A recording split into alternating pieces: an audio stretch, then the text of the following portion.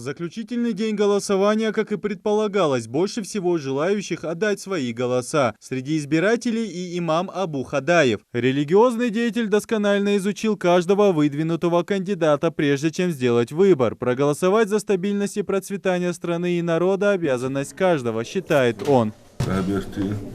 Я всегда голосую, не было ни выборов, чтобы я не голосовал и не участвовал.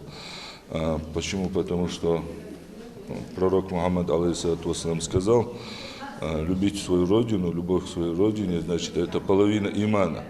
То есть мусульманин, он в любом случае вдвойне сильнее должен участвовать и в выборах. Выборы – это самое главное, большое мероприятие и в стране, и в республике. Там он тем более должен участвовать, потому что ты этими выборами, этим своим выбором, который ты делаешь, то есть ты выбираешь будущее. То есть от этого зависит, от голоса зависит, многое от этого зависит.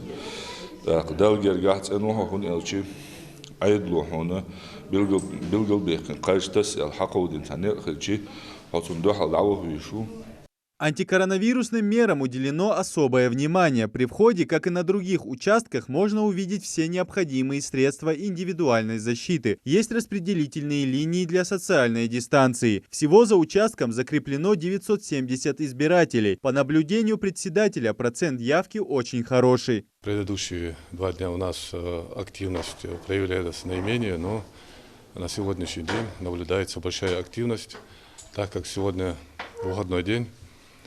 И люди идут в процентном соотношении, уже у нас на этот час проголосовало 45% граждан. А также еще идут у нас люди. Нами организован подвоз школьным автобусом.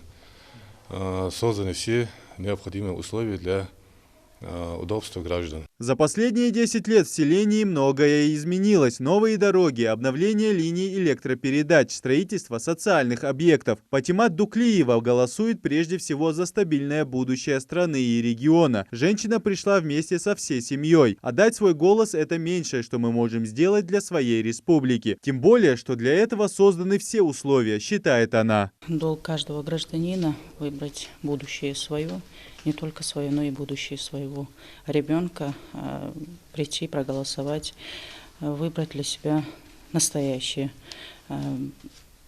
Так же, как и я, пришли все мои родственники, проголосовали. Думаю, что каждый человек имеет право на выбор будущего.